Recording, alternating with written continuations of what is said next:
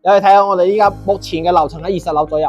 木馬湖佢呢啲裝修標準咧，都算用材用料啊，都算係中高等㗎啦。嗱，呢個露台景觀就好靚喎，但係咪完全冇遮擋？10年之前我不認識你，你不屬於我，我們還是一樣陪在一個陌生人。Hello， 歡迎收睇隨心聊惠州沈鋪頻道，我係嘉樂啊。呢期嚟到咧太福木馬湖6期呢度。嗱，咁我目前咧喺124座啦。嗱，今日影呢個單位咧係業主啱賣過嚟嘅，而家就要賣出去啦。交樓係10月份交樓嘅，到依家目前都係得2個月到嘅咋。嗱，其實可以睇下我哋木馬湖咧係分為120到124嘅，分為5座樓啦。咁我哋依家124，我認為係非常之方便嘅，係點解咧？因為佢呢度咧，嗱，呢度就係我哋木馬湖嘅大門口入嚟啦。入嚟咗之後咧，咁就可以翻到呢個124座嘅單位度啦。嗱，我哋樓下咧可以睇到有好多啲兒童區嘅。嗱，過翻嚟啦呢邊。嗱，呢邊咧我哋樓下有好多兒童區啦，有好多細蚊仔喺度玩嘅。加埋咧，其實可以睇到我哋呢邊啲綠化整得係咪好靚？好高卡士。嗱，咁木馬湖佢係呢邊富人區，所以佢啲價位會比較高翻些少嘅。均價20樓咧，特別6期睇1萬蚊以上噶啦。新樓靚嘅單位係12000、11500嘅均價啊嘛。咁啊，所以靚啲單位嘅話，咁係咪去到12000到13000？係咪？咁而家仲有啲保留單位，保留單位佢嘅景肯定唔係最靚嘅，因為點解咧？佢都現樓出售啦嘛，靚嘅單位肯定都俾人揀晒噶啦。嗱，喺木馬湖，咁佢喺呢個11月，即係呢個11號嘅時候咧，開通咗呢個愛心巴士，由木馬湖，即係我哋頭先呢個門口出嚟些少，行路大概係1分鐘都唔使嘅，就有直達巴士翻到蓮塘口岸。咁咧，周圍咧仲有好多西湖七行啊，包括我哋講嘅惠陽站啊，即係交通嚟講，木馬湖呢個位置嚟講係非常之適合，特別係香港嘅朋友過嚟呢邊居住嘅，交通方面啦。咁第二，我哋居住嘅環境係。咁我哋嘅生活配套係咪都要方便啦？咁講到生活配套咧，佢係有3大超市呢個萬達廣場啦、一田假日、吳越廣場係離得我哋比較近嘅，所以呢度係3大超市嚟講咧，大家購物嚟講係非常方便，同埋食嘢。咁大亞灣、惠州咁呢個惠陽、大亞灣呢邊係淡，即係講客家人居多，大部分人都識講粵語嘅。所以喺交流方面，大家係唔會存在呢個交流困難嘅。咁嗱，購物生活方面啦。咁第三，醫療配套。咁周圍咧有翻呢個3甲醫院啦。咁離我呢度大概都係15分鐘。所以大家喺度買樓嚟居住嘅話咧，無論衣食住行都解決咗啦。而且今日我哋影呢個單位咧係6期嘅。咁呢個單位出翻嚟係，如果早期大家冇揀到嘅呢隻樓層同埋呢隻景嘅，其實今日呢個單位真係好正。正喺邊度咧？隱私性非常之強。嗱，咁我哋而家翻去呢個單位樓下，我哋睇下佢嗰個大堂係點樣先啦。過翻嚟，嗱，可以睇下我哋依家目前落樓之後咧，你可以欣賞到翻我哋大堂樓下啲綠化，係咪可以睇到？因為佢而家係啱交樓，所以嗰個咧氛圍感啊，即係嗰啲好隆重嘅感覺。嗱，咁我哋翻啦，我哋睇翻我哋嗰啲樓嘅大堂，即係好多仲未嚟木馬湖睇過嘅，係咪？嗱，跟住鏡頭過嚟啊！咁大堂入翻嚟咧，呢邊信箱不過講到我哋信箱啊，我哋而家好少銀行啊或者政府單位會寄啲信封過嚟，信箱過嚟，所以信箱幾乎依家目前叫擺設。嗱，再睇翻我哋而家目前嘅大堂。嗱，你去睇下依家啲大堂正唔正？嗱，雖然佢交樓2個月，但係已經有人過嚟住咯，即係有好多人搬咗過嚟住，因為佢係精裝交樓嘛。你過嚟睇下啦。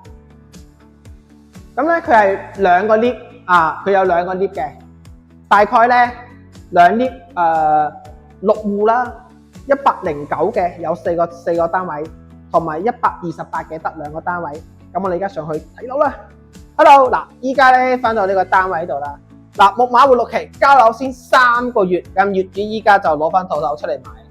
你先睇下我哋露台景觀先，東南嘅朝向，有去睇下我哋依家目前嘅樓層喺20樓左右。哇，咁望落去成個景觀完全冇遮擋，除咗有些少嘈，但係冇乜影響。到時可以做風窗，大部分都風窗噶啦。所以你可以睇我哋露台呢個景觀下。嗱，今日咧，我哋講到呢個單位咧，咁我都帶大家重溫下呢個單位。我哋先從呢邊開始睇起。嗱，咁木馬活6期，如果未有睇過樣板樓嘅話咧，嗱，今日你所睇嘅呢個就係交樓嘅標準啦。內籠，內籠，整體嚟講咧，你就買。如果你唔介意，其實木馬活佢呢啲裝修標準咧，都算用材用料啊，都算係中高等噶啦，肯定唔係頂級嘅。係中高級嘅。內籠呢個開寬有接近3.6米嘅開寬啦，高度咧係2.9米嘅。過翻嚟啦呢邊，咁佢咧你可以睇到佢呢個交樓標準，其實同埋我哋經常影開嗰啲2期4期幾乎都差唔多嘅。咁我覺得比較要重點提嘅就係佢呢度有一鍵開關，即係關晒所有燈嘅。入門口咧6期嚟講。108平，佢嗰個咧實用率大家都覺得會細翻些少嘅。你可以睇下嗱，其實呢個景觀係 OK 嘅，即係我哋如果買樓去講景觀同隱私性嘅話咧，嗱你睇下呢間房入門口呢間房隱私性係咪 OK， 同埋個景觀係冇正。嗱，跟住我講翻去廚房，其實今日我覺得呢個單位咧，其實佢係每一個景都係非常之靚。嗱，睇廚房，咁廚房佢都係。嗰個膠標啦，送嘅都係3件套華帝嘅嗰個廚房用品，都係一線品牌啦。再睇翻個景觀先，呢個露台景觀就好靚喎，咪完全冇遮擋，正唔正？咁依家望到咧，可以望到對面嘅一田假日啦，同埋翡翠山啦。咁我哋行路過去咧，大概係15到20分鐘。OK， 我哋再翻呢邊嚟，繼續睇。因為睇樓咧，入邊嘅交標，大家其實都係好清楚噶啦。我哋同大家介紹下，即係每個單，佢每一個樓嘅每一個景啊，即係每一個窗景啊。咁呢個咧，你睇下，洗手間有明窗嘅，帶埋明窗，空間好細好大噶。呢個係公區嘅。我覺得呢度咧，呢間房，呢間房佢係直通露台嘅。我哋睇翻露台過去睇下呢個。直通露台個景係咪同我哋露台頭先睇嗰個景係咪一樣先？呢間房最大嘅亮點就係佢每個景觀都係好靚好正嘅，加埋我哋呢間陽光房。你睇陽光房，你望陽光房啦，望下呢個景。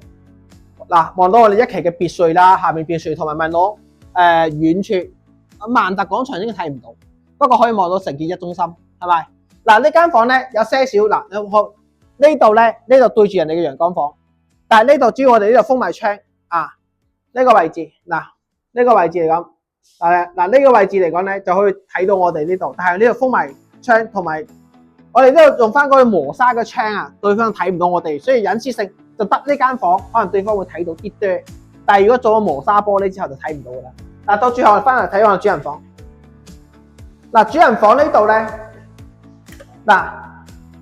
你睇下嗰個洗手嗰個明窗嗰度係磨砂嘅，係咪完全睇唔到入邊？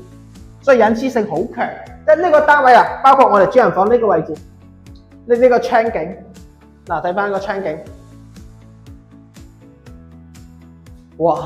即係我計翻，我哋4間房，每間房嗰個 view 都係非常之靚嘅。大家認唔認可先？咁呢個樓咧，依家面積係108個平方嘅109啦。咁業主買過嚟嘅價位係135萬嘅。咁依家咧業主個價位係110萬咁如果你想佢係唔包嗰個增值稅嘅，咁佢對外報都係報118萬包增值稅。所以我報俾大家一個相對嚟講比較筍嘅價位啦。因為你買過嚟業主未住過嘅，你同買新樓係一樣嘅。當時呢隻戶型都係靠搶購嘅，咁靚嘅景觀，而且隱私性係特別好嘅。即係我覺得呢個單位嘅隱私性，每個窗嘅 view 嘅隱私係好強嘅。所以大家咧，如果124座，如果你當時冇買到嘅，咁啊依家有呢個二手咧，我認為係唯一一套目前性價比比較高嘅單位啦。咁物業費咧係3.2嘅，即係全部嗰個木馬湖物業費都係3.2啦，朝向東南朝向。嗱，如果大家對呢個單位咧有其他疑問，評論區留言啦，再兩邊多個聯絡方式嘅，我哋通過上面直接聯繫我本人嘅。咁我下 part 見啦，拜拜。